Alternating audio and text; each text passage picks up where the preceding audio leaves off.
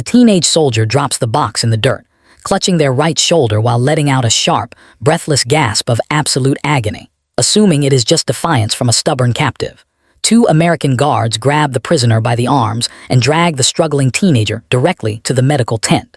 The camp surgeon orders the heavy wool uniform cut away to examine the shoulder, but his heavy shears suddenly catch on tightly wrapped strips of dirty bedsheets underneath the shirt. As the fabric falls away, 2 terrifying secrets are exposed to the bright hospital lights at the exact same time. The severely injured prisoner is actually an 18-year-old girl, and beneath the skin of her back, a massive, jagged shadow is physically tearing her muscle apart from the inside. The scene begins on a sweltering afternoon inside a massive United States prisoner of war camp. Thousands of captured German soldiers are organized into labor details, carrying supplies and building infrastructure under the watchful eyes of American guards. In the middle of a busy supply line, one prisoner moves with a rigid, unnatural stiffness, keeping their right arm completely pinned against their ribs. The prisoner looks incredibly young, with a face smeared in dark engine grease and a heavy wool cap pulled down tight over their ears. Every time the teenager takes a step, a sharp tremor runs completely up their spine, betraying a deep, hidden agony that can no longer be masked. When a guard orders the line to pick up a stack of heavy wooden crates, the young prisoner hesitates, staring at the box with wide, terrified eyes. The teenager reaches out with trembling hands, but the moment any weight is placed on the right arm, the entire shoulder muscle simply gives way. The prisoner collapses into the dust, clutching their back and curling into a tight, defensive ball while trying desperately not to scream. The American guards rush forward, annoyed by the delay and completely unaware that they are standing over a biological time bomb. They grab the limp teenager by the elbows and drag them out of the dirt, hauling the prisoner directly toward the bright white canvas of the camp hospital tent. Inside the medical tent, the noise of the busy camp fades behind the heavy canvas flaps, replaced by the sharp, sterile smell of antiseptic. The head American surgeon watches the guards drop the exhausted, shivering prisoner onto a clean metal examination table. He can see a massive, unnatural bulge protruding from the back of the prisoner's right shoulder, stretching the filthy fabric of the uniform shirt to its breaking point.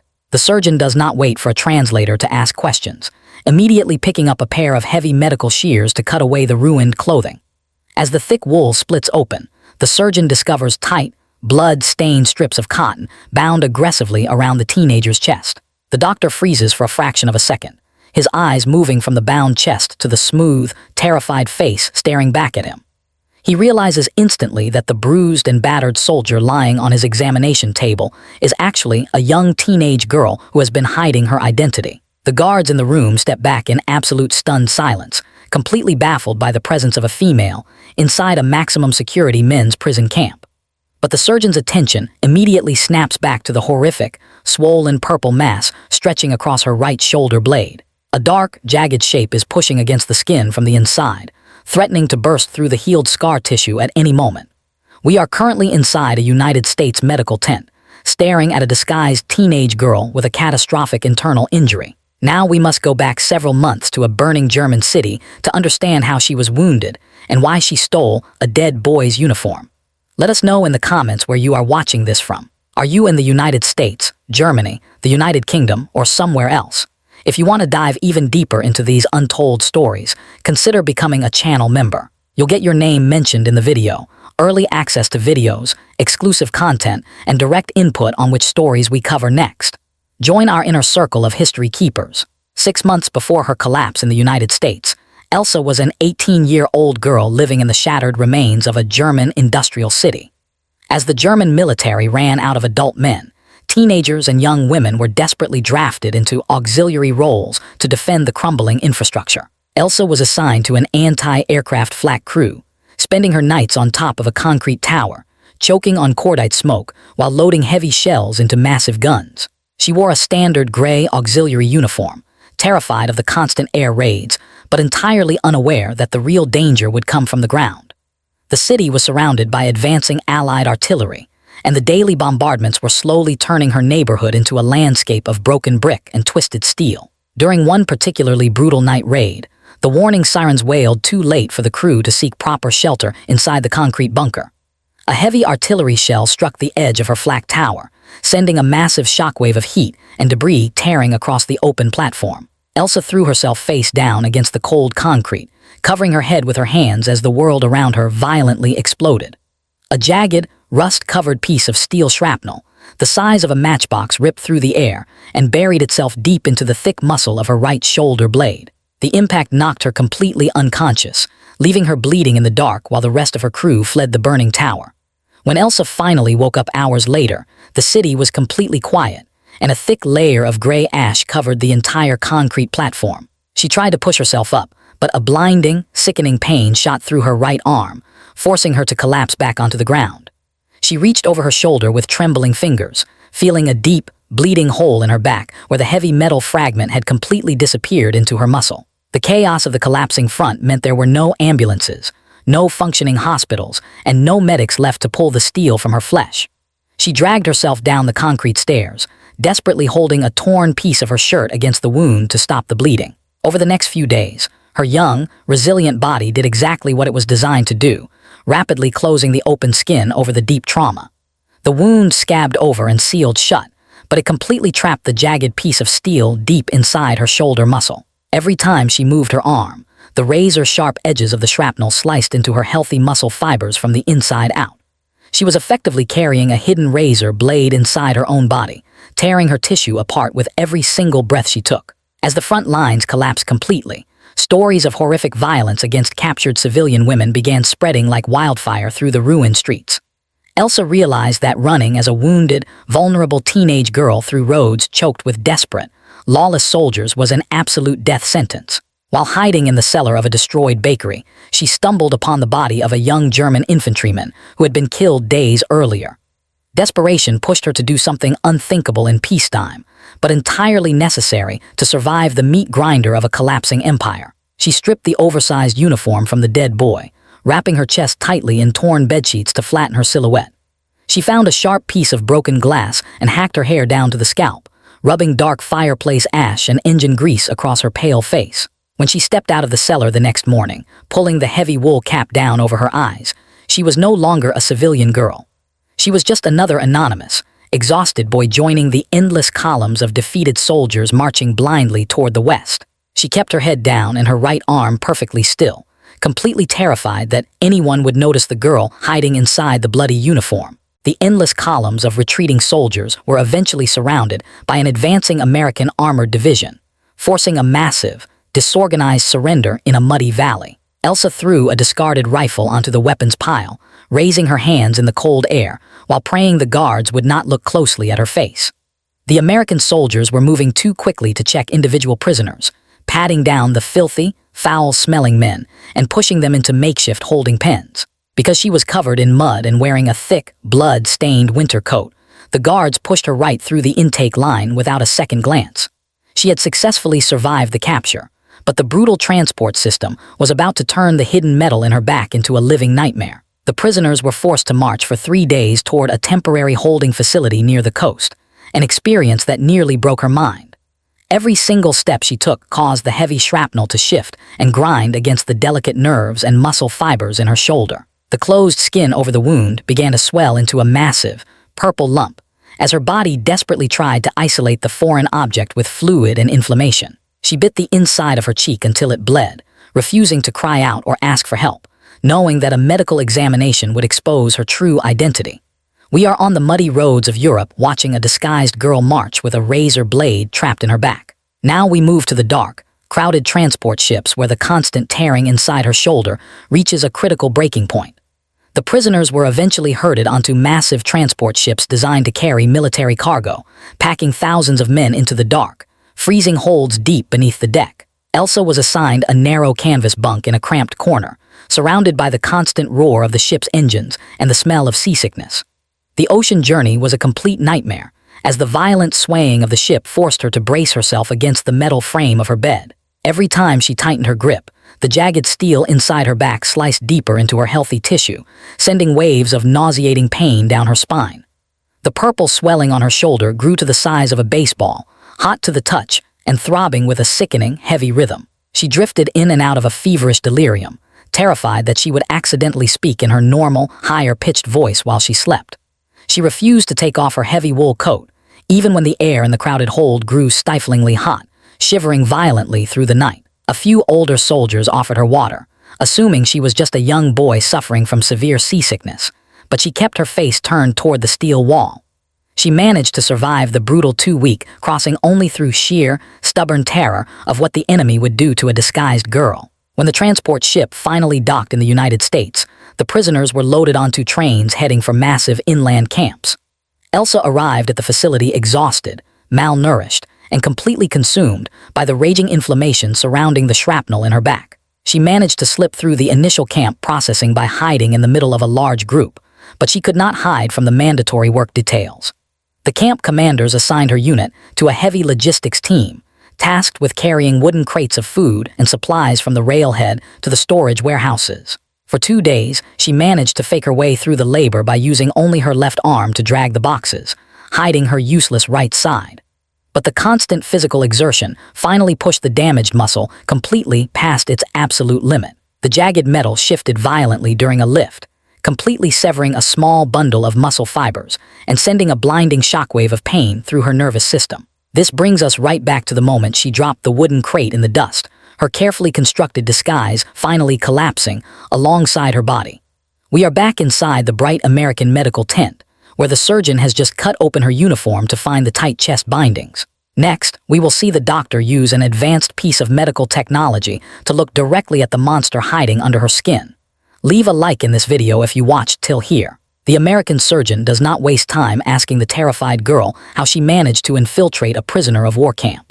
He can see the violent tremors shaking her entire body and the massive, inflamed purple mass threatening to burst through the skin of her back. He orders the nurses to carefully roll her onto her stomach on a mobile stretcher and rush her into the camp's small X-ray room.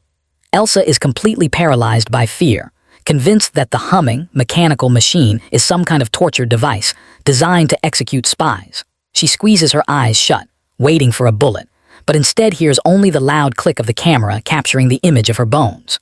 When the surgeon pulls the wet film out of the developing chemical bath and clips it to a glowing light box, the entire room goes dead silent. The bones of her shoulder are intact, but sitting directly inside the thickest part of the muscle is a massive, jagged piece of artillery shrapnel. It is shaped like a twisted arrowhead, with razor-sharp edges that have been systematically shredding the surrounding tissue for months. The doctor points to the dark cloud on the film showing severe internal bleeding, realizing that the girl has been quietly enduring a level of agony that would ground a grown man. The surgeon calls for the camp translator, a bilingual German prisoner, to urgently explain the medical crisis to the shivering girl on the table. The translator steps into the room, his eyes widening in shock when he realizes he is looking at a teenage girl, but he quickly regains his professional composure. He speaks to her in a soft, low German voice, explaining that the American doctor has found a massive piece of steel tearing her muscle apart from the inside. He tells her that the metal is so sharp that every time she moved her arm during the ocean crossing, she was literally slicing her own back open. Elsa listens to the translation, looks at the kind, concerned face of the American surgeon, and completely loses her mind. The heavy psychological dam that she built to survive the bombings, the march, the disguise, and the excruciating pain finally shatters into a million pieces. She breaks down into violent, hysterical sobbing, crying so hard she begins to choke, burying her dirty face in her good arm. She is not crying because of the pain, but because she realizes she no longer has to hide the terrifying secret that has been killing her for months. The surgeon places a gentle hand on her uninjured shoulder, letting her weep, understanding that she is finally letting go of an entire war's worth of terror. We are inside the X-ray room watching a disguised teenage girl finally drop the heavy burden of her secret. Next, we step back to look at the massive reality of hidden combatants and untreated shrapnel wounds during the 1940s. If you are enjoying this story and want more untold accounts from World War II prisoners of war, make sure to subscribe to the channel. We are bringing you stories that most history books never covered. To truly understand the absolute miracle of Elsa's survival, we have to look at the grim statistics of shrapnel injuries and hidden combatants. During the final year of the war in Europe, artillery and explosive fragmentation caused over 60% of all battlefield casualties. When a jagged piece of hot steel embeds itself into human muscle, it drags dirt, clothing fibers, and dangerous bacteria deep into the wound. Without immediate surgical removal and aggressive antibiotics, these deep tissue injuries almost always lead to massive, lethal gangrene within a matter of weeks. Elsa survived entirely by chance. her body managing to seal the wound before a deadly infection could take root, leaving her with a mechanical problem instead of a bacterial one. Furthermore, the presence of female combatants and auxiliaries disguised in male uniforms was an incredibly rare but documented phenomenon in the collapsing German army. Desperate young women utilized the chaos of mass surrenders to blend into the anonymous sea of defeated men, fearing the lawless environment of the ruined cities more than the prisoner camps. For every girl like Elsa who was discovered in a medical tent, historians estimate several others may have quietly survived the entire transport chain without ever being unmasked. Her story is a rare, perfectly documented window into the extreme psychological and physical lengths ordinary people will go to simply avoid being destroyed. We are looking at the broad statistics of hidden shrapnel and disguised teenagers in the global conflict. Now we return to the camp hospital as the American medical team faces a massive logistical and ethical dilemma. While the nurses give Elsa a mild sedative to calm her frantic sobbing, the head surgeon steps out of the room to confront the camp commander. The commander is absolutely furious, pacing the hallway and demanding to know how a teenage girl slipped past thousands of military police and intake guards. He immediately argues that she must be transferred to a high-security military prison for interrogation, completely convinced she is a trained spy sent to gather intelligence. The surgeon pushes back aggressively, slamming the X-ray film onto a desk and pointing at the jagged razor blade destroying her shoulder. The doctor explains in blunt, forceful terms that if he puts the girl in the back of a bumpy transport truck right now, the metal will sever a major artery and she will bleed to death. He refuses to authorize any transfer, citing his medical authority to treat a life-threatening injury regardless of the prisoner's gender or intelligence value. The commander stares at the X-ray, realizing the massive public relations disaster he will face if a teenage girl dies of a preventable injury in his custody. He reluctantly backs down, ordering the doctor to perform the surgery immediately, but places 2 armed guards outside the operating room door to maintain strict military protocol. We are watching a tense standoff between a military commander and a doctor determined to save a life. Next, we will step into the bright operating theater where the surgeon finally attempts to extract the razor from her back. Elsa is wheeled into the sterile operating room, her filthy, blood-stained uniform finally replaced by a clean white hospital gown. The anesthesiologist places a black rubber mask over her nose and mouth, telling her through the translator to breathe deeply and count backward from 10. She closes her eyes, feeling the sweet, heavy weight of the ether pulling her down into a deep, dreamless sleep, completely free of pain for the first time in 6 months. Once she is fully unconscious, the surgeon carefully turns her onto her side, painting her swollen, purple shoulder with a dark orange iodine solution. He takes a sharp surgical scalpel and makes a long, precise incision directly through the heavy scar tissue she grew during the march. The moment the skin opens, a massive pocket of dark, trapped blood and fluid rushes out, releasing the immense pressure that had been building for weeks. The surgeon uses heavy metal retractors to pull the damaged muscle fibers apart, navigating through the shredded tissue with extreme caution. He finally hears the distinctive, metallic scrape of his instruments hitting steel deep inside the shoulder blade. He reaches in with a pair of heavy forceps, grips the jagged metal tightly, and slowly pulls the rust-covered shrapnel out into the bright surgical lights. We are inside the operating room watching a doctor remove a deadly piece of history from a teenager's body. Now, we will follow Elsa into the quiet recovery ward, where she wakes up to a completely different kind of pain. The surgeon meticulously cleans the shredded muscle, removing all the dead tissue before stitching the deep incision closed with heavy black thread.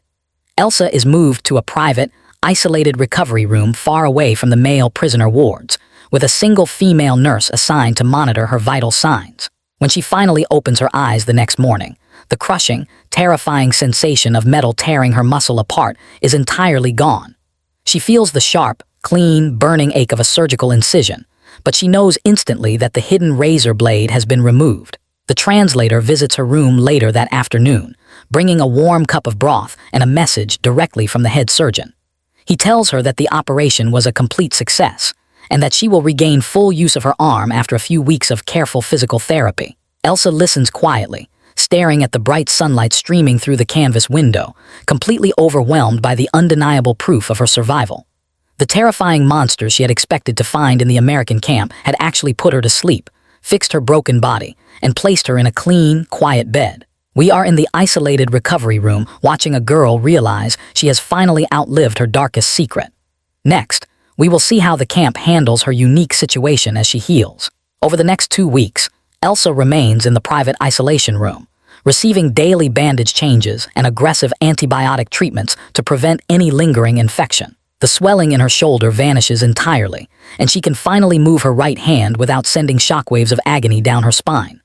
The American medical staff treat her with a strange, quiet respect, deeply impressed by the raw physical willpower it took to survive such a catastrophic injury in secret. One afternoon, the female nurse walks into the room carrying a neatly folded stack of clothing acquired from a local civilian donation center. It is not a gray military uniform, but a simple, soft cotton dress and a pair of comfortable leather shoes. When Elsa touches the fabric, she begins to cry silently, realizing that she never has to put on the heavy, filthy wool of a dead boy ever again. She puts on the dress, her short, jagged hair slowly starting to grow out, and looks at herself in a small hand mirror. The military bureaucracy eventually grinds its gears, classifying her not as an enemy combatant, but as a displaced civilian auxiliary worker. She is quietly transferred to a secure, comfortable holding facility designed specifically for female civilian internees, leaving the barbed wire of the men's camp far behind her. We are watching a teenage girl regain her true identity after months of hiding in the dark. Finally, we look at her return to Europe and the ultimate legacy of the American doctor who pulled the shrapnel from her back. When the war in Europe officially ends, Elsa joins thousands of other displaced civilians on a transport ship heading back across the Atlantic Ocean. This journey is completely different from the terrifying, agonizing nightmare she experienced in the dark hold just a year earlier. She stands on the upper deck in the open air, feeling the ocean breeze against her face, her right arm resting comfortably on the metal railing. She returns to a Germany that is practically unrecognizable, completely reduced to broken concrete and twisted metal, but she navigates the ruins with the confidence of a survivor. Finding her family takes weeks of searching through displaced persons camps and checking handwritten notes pinned to church doors. When she finally reunites with her mother, she cries, holding her tightly with both arms, completely free of the terrible pain that once defined her life. She does not talk much about the dead boy's uniform or the muddy march, but she tells her mother about the bright X-ray machine and the American doctor. Decades later, Elsa lives a quiet, peaceful life in a rebuilt city, the massive surgical scar on her back serving as the only physical reminder of the war. The story of the disguised girl who broke down on the X-ray table highlights a fascinating and often overlooked human element of the global conflict. Behind the grand narratives of massive armies and moving borders, there were thousands of terrifying, individual battles for survival fought inside the human body. Elsa's decision to hide her gender and her catastrophic injury was a desperate, brilliant gamble that pushed her physical limits to the absolute breaking point.